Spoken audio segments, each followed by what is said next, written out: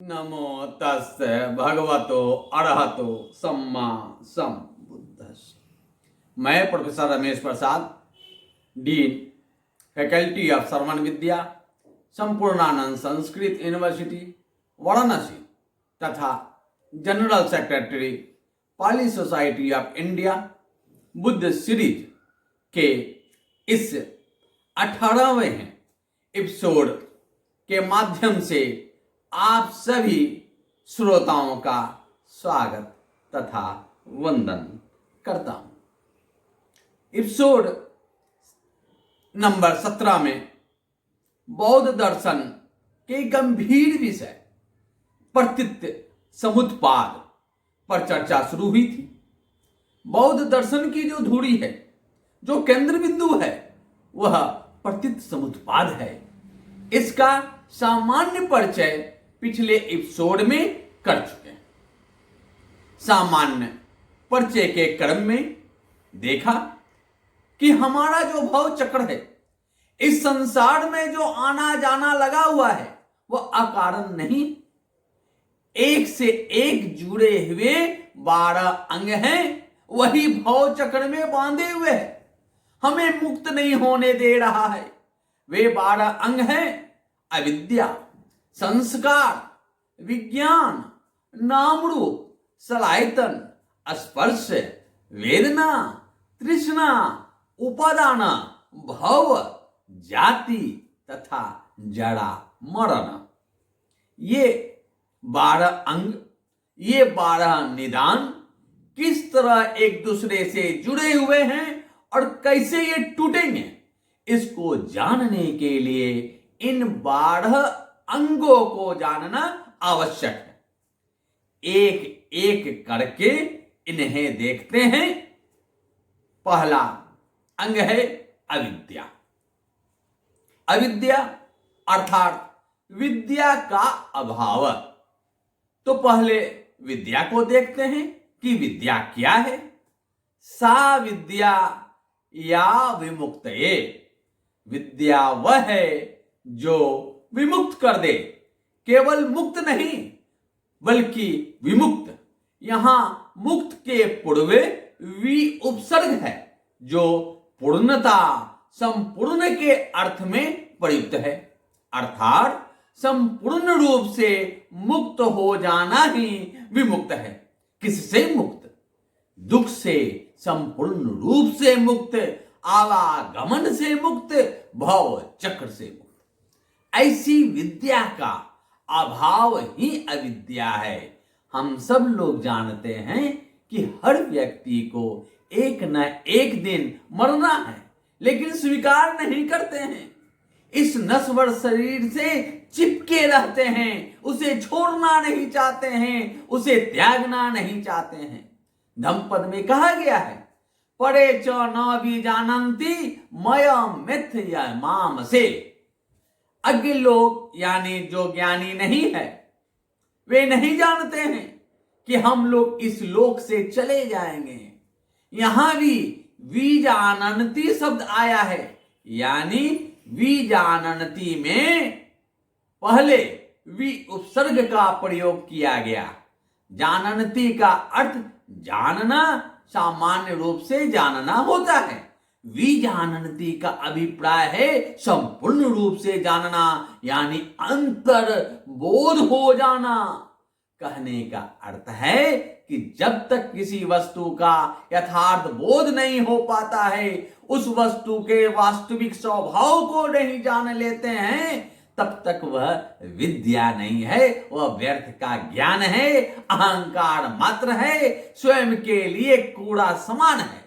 ऐसे लोगों के लिए ही संत कबीर ने कहा है, तू कहता कागज की लेखी, मैं कहता आखन की देखी।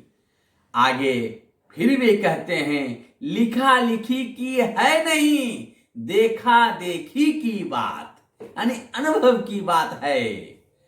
विद्या सत्य की सूचनात्मक जानकारी नहीं है, सत्य की अनुभूति करना विद्या है।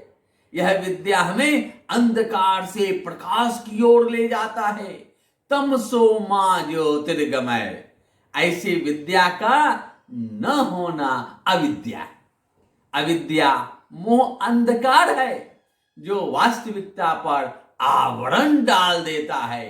धम स्वभाव पटिछादन लक्षणाति अविद्या, अर्थात वस्तु के यथार्थ स्वभाव को ढक देना ही अविद्या है।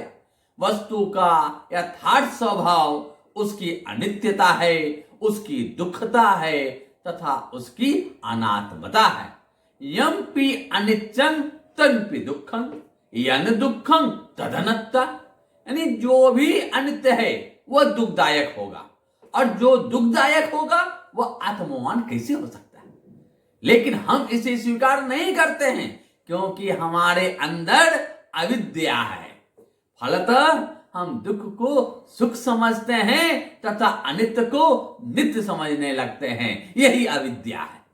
इसी अविद्या से वशीभूत होकर राग, द्वेष, क्रोध, अहंकार न जाने कितने विकारों को पालते हैं, उसका संरक्षण करते हैं, उसका संवर्धन करते हैं।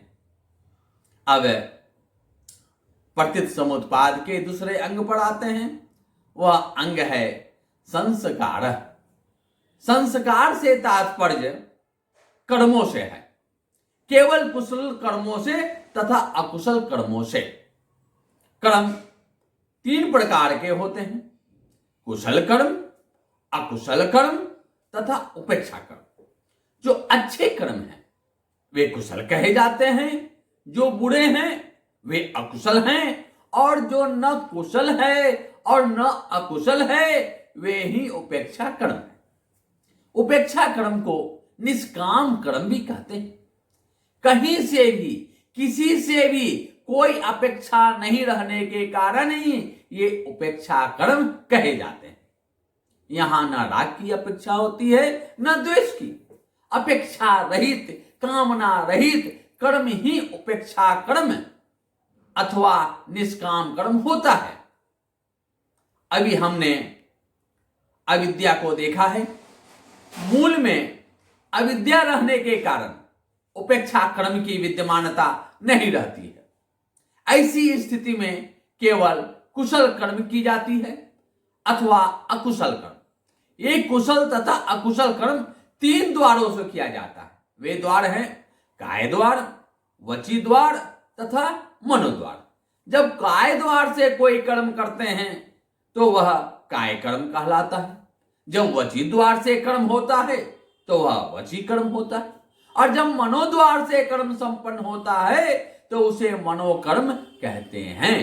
इन तीनों ही द्वारों से कुशल कर्म भी करते हैं, अकुशल कर्म भी करते हैं। पिछले एपिसोड में हमने देखा था कि अविद्या पच्या संखारा, अविद्या के कारण संस्कार होता है। अर्थात जब मूल में अविद्या है तो उपेक्षा कर्म तो किया ही नहीं जा सकता। अतः 3 द्वारों से जो कुशल अथवा अकुशल कर्म करते हैं वही संस्कार, और यह संस्कार अविद्या पर अवलंबित होकर उत्पन्न होता है। अगर अविद्या नहीं है तो इसका अर्थ है कि विद्या उत्पन्न हो गई है, प्रज्ञा का प्रादुर्भाव हो चुका है। ऐसी स्थिति में उपेक्षा कर्म ही होता है, कुशल अथवा अकुशल कर्म नहीं। अतः अविद्या के नष्ट होते ही संस्कार रुक जाता है। अविद्याय निरोधा संखार निरोधो। अब प्रतीत समुत्पाद का तीसरा अंग विज्ञान पर चर्चा करते हैं। विज्ञान का शब्दगत अर्थ होता है चित्त, कॉन्शसनेस, लेकिन यहां यह विशेष अर्थ में प्रयुक्त है। विज्ञान का विशेष अर्थ प्रतिसंधि विज्ञान है। पूर्व जीवन परंपरा को नई जीवन परंपरा से जोड़ना ही प्रतिसंधि है। यह कार्य चित्त द्वारा ही होता है, इसलिए यह प्रतिसंधि विज्ञान, बर्थ कॉन्शसनेस कहा जाता है। मूल में अविद्या होने के कारण अकुशल तथा कुशल कर्म ही करते हैं। जो भी कर्म करते हैं, जैसा भी कर्म करते हैं, उसके तदनुरूप फल मिलता है। जिसे बौद्ध शब्दावली में विपाक कहा जाता है। विपाक अकुशल कर्म का अकुशल विपाक होता है तथा कुशल कर्म का कुशल विपाक। ठीक उसी प्रकार जैसे नीम के बीज बोने पर नीम का ही कड़वा फल मिलता है और आम का बीज लगाने पर आम का मीठा फल पाते हैं। प्रकृति का तो सीधा सपाट नियम है, जैसा बोगे वैसा काटोगे। अस्तु, हमारे द्वारा जो आजीवन अकुशल तथा कुशल कर्म किए जाते हैं उनके विपाकों का संग्रह होता रहता है और वही विपाक अगले जीवन में संसरण करता है, ट्रांसफर होता है। अगले जीवन के लिए, नया जीवन के लिए वह बीज होता है, इसलिए इसे कम बीज भी कहा जाता है। एक उदाहरण से इसे देखते हैं। जैसे कोई व्यक्ति किसी की हत्या कर देता है, हत्या करने के बाद वह पकड़ लिया जाता है, तत्पश्चात वह दंड पाता है। यहां अकुशल कर्म का अकुशल विपाक उसे प्राप्त हो गया। अगर वह पकड़ा नहीं गया तब तो वह अभी दंड से बच गया, लेकिन वह अकुशल कर्म उसको पीछा करता रहेगा। दंड से वह भाग नहीं सकता है, दंड तो वह पाएगा ही।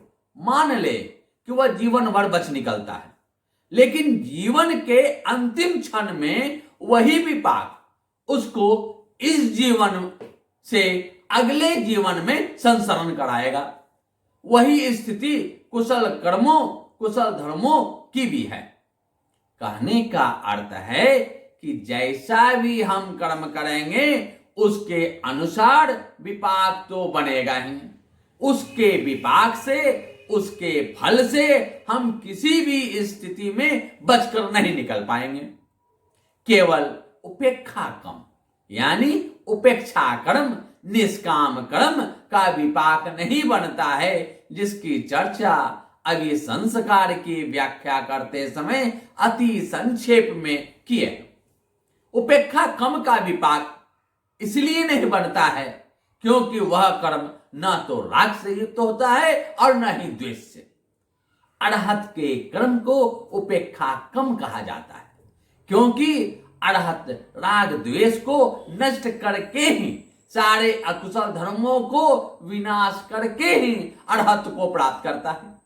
इसलिए अड़हत सर्वदा निष्काम कर्म ही करता है, सदा उपेक्षा कम ही करता है।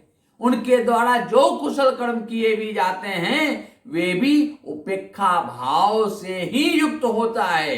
इसलिए अड़हत का कर्म कोई विपाक नहीं छोड़ता है। इसलिए अड़हत विमुक्त होता है, भव चक्र से वह मुक्त होता है, आवागमन को वह पार कर लेता है, जीवन मरण की श्रृंखला को वह तोड़ देता है। यह उसका अंतिम जन्म होता है। इसलिए अपने प्रथम उपदेश धम्मचक्कप्रवर्तन में भगवान बुद्ध स्वयं कहते हैं कि सम्यक संबोधि के पश्चात मुझे यह ज्ञान दर्शन उत्पन्न हुआ, अकुप्पा में विमुक्ति अयं अंतिमा जाति नत्थि दानी पुनः भवोति। अर्थात मेरी मुक्ति अटल है, यह अंतिम जन्म है, पुनः अब आवागमन नहीं। तात्पर्य यह है कि अकुशल कुशल जो भी कर्म करते हैं, जितनी मात्रा में करते हैं, उनका उतनी मात्रा में विपाक बनता रहता है और अंत में मृत्यु के क्षण में वही संग्रहित विपाक, वही एकत्रित विपाक इस जन्म से अगले जन्म में संसरण कर जाता है, ट्रांसफर हो जाता है। यह कार्य मां के गर्भ में सत्व के, प्राणी के प्रवेश के प्रथम क्षण में होता है। यही ट्रांसमाइग्रेशन ऑफ रिजल्टेंट कॉन्शसनेस है, यही बर्थ कॉन्शसनेस है। अब वह व्यक्ति, वह प्राणी अपनी पुरानी काया को त्याग कर, अपनी पुरानी काया को छोड़कर कर्म के अनुसार विपाक के साथ नई काया को धारण करता है। मां के गर्भ में नई काया पाने के पश्चात की उसकी जीवन यात्रा को अगले शनिवार को सुने। भवतु सब मंगलम।